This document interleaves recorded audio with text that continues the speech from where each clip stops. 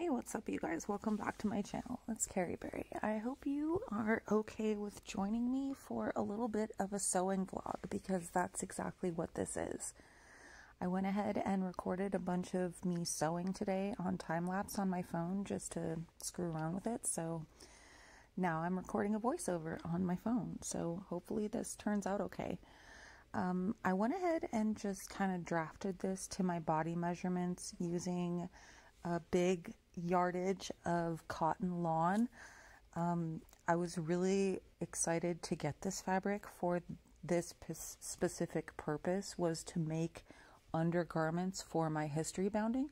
So I'm really excited to get started on both this and another shift that I'm also working on. I went ahead and started by pretty much like throwing a piece of fabric over my head.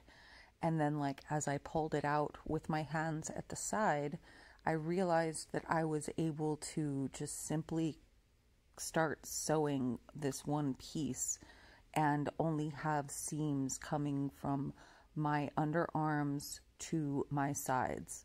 So there's only one piece to this, and I sewed it together, and then later, after I sewed it together, I cut the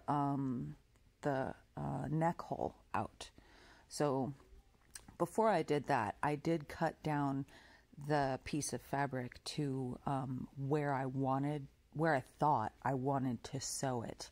And then as I'm going along now, I am just following along with, I believe it's like a really small seam allowance, because I'm like basically going to French my seams, so I try to keep them small to begin with.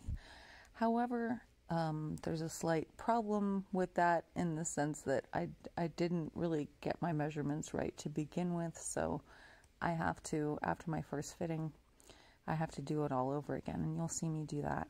But this is the first time I've been able to use my machine successfully, and I was really happy once I loaded it with this really nice cotton thread and my machine actually started working and doing what I wanted it to do. I was like, okay, I'm going to sew something today, and I just didn't stop.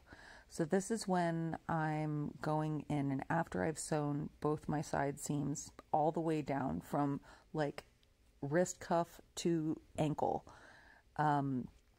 I'm laying it on my table and I'm drafting exactly where I want my neck hole to be in the front and in the back. So I'm measuring my back and where I want the back to be on the garment, and I'm marking that on the garment exactly how I want things to be. And I wanted it to be kind of like a squared off back, but with an angle, so that it kind of goes along with my shoulder blades in a comfortable and also an attractive way.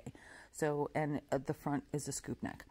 So I go ahead and carefully start cutting that out, and I cut really poorly, so I'm doing this very slowly, and I recorded this in a time lapse, and it still looks like in certain parts it looks like I'm going slow, even though it's sped up. I think I recorded this at 5 times speed, and you can see how fast I'm going at certain points, but then when I start cutting, it's like, oh wow, it's like a snail's pace. But anyway, I get it cut how I want it to be, and then after that, I think I try it on right away, which would be the smart thing to do.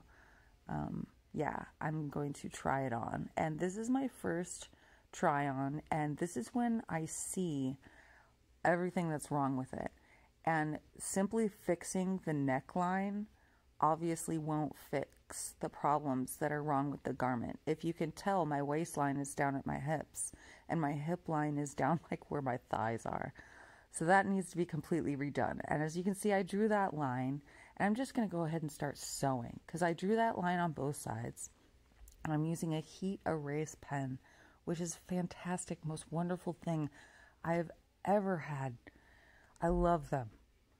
I love them so much. So I go ahead and sew on that line, and I'm being very careful to start and finish right on the start and finish like points of another existing seam. So I try that on and it's great. It's much better. So now I realize I just need to fix my sleeves and create some, you know, attractive ruching around the neckline, and the garment will actually fit so long as I cut off that allowance, you know. So I start creating some cute puff sleeves areas, and that's what this is. So those are my sleeve caps, and that's where I wanted them to be gathered. So I went ahead and gathered them by machine, and that might have been my first problem because they're a little wonky. I don't think I'll do any machine gathering, and I might do like machine fixing of hand gathers. I think I might do that, but using the machine to create basting stitches for gathers just doesn't work for me. The thread catches, and I prefer to use buttoning thread for gathering. It holds a lot better, and I can work with it, pull it, and not feel like it's just gonna snap or whatever. Anyway, it's a learning process with this garment, and I'm really happy to go through it. And this was a huge mistake. I think I end up cutting off this part of the footage because I start gathering in the back, and I start putting in basting stitches as wide as my machine will let me, and then pull them, and I started fixing them and adding more, and it was just so wonky and bad, and you'll see it later. I end up actually cutting that down because the machine stitches are so small. It's literally impossible to rip them out with a seam ripper. I was getting very frustrated at this point, and kind of just kept, it's like when you cut your bangs and you think you can correct something by cutting more, and all of a sudden you have this like horrible situation of like hair sticking straight up in front of your head, and it really got away from me. So unfortunately, that's how that went with this part. And yeah, this is where I cut it off because it was a shit show. So I try the garment on, and you'll see the gathers in the back. I cut it off there too. And this is me hand stitching some pleats I put in the scoop neck, which, because by this point I thought it was going to be the back, because I figured the gathering was so tight in that squared off back, it made it the front. So I kept trying it on like that, and I ended up cutting it out, essentially. The gathers I put in the back. And this is still going to be the front. So I just didn't know that at the time. And so this is me sewing, hand sewing in real time, and it's basically little whip stitches, and then I back the whip stitches back on themselves to create X's. So that way, if I choose not to take these stitches out later, they won't bother me because they're slightly decorative. There'll be stacked X's coming out of the rolled hem where the pleats are. But from the front of the garment, you can't really see them at all, so which is ideal, of course. And then this is my French seams, which I am actually really super proud of and happy about because they are just so tiny, so small. And that, I think, is definitely testament also to this fabric being so thin. As cotton lawn is very fine, thin, and fairly tightly woven. It's not voile or muslin, it's lawn, so it's actually specifically designed for sewing garments just like this. That's why I got 10 yards of it. And so I'm really happy to be sewing with it, and I start discovering that I only have two out of my entire huge ass French seams on both sides. I had 2 stray threads. I'm proud.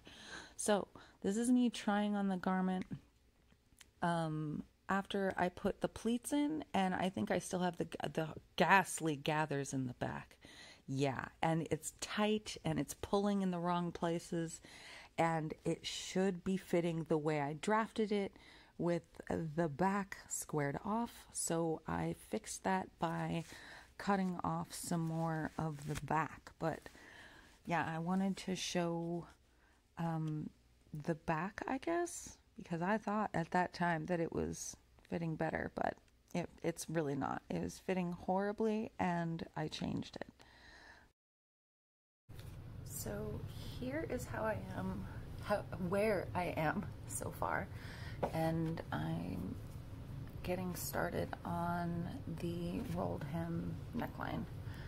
And yeah, this is pretty wonky, I'm not gonna lie. I totally changed the way the back gathers. Hopefully this won't snap. I felt like it was. Oh gosh. This is such thin fabric. Ugh. Anyway, my seams are done, and they're delightful. And this is very sheer. This is basically underwear. So yeah, this is what I've been doing all day. Yes, it was like very much pulled through that little bit. So,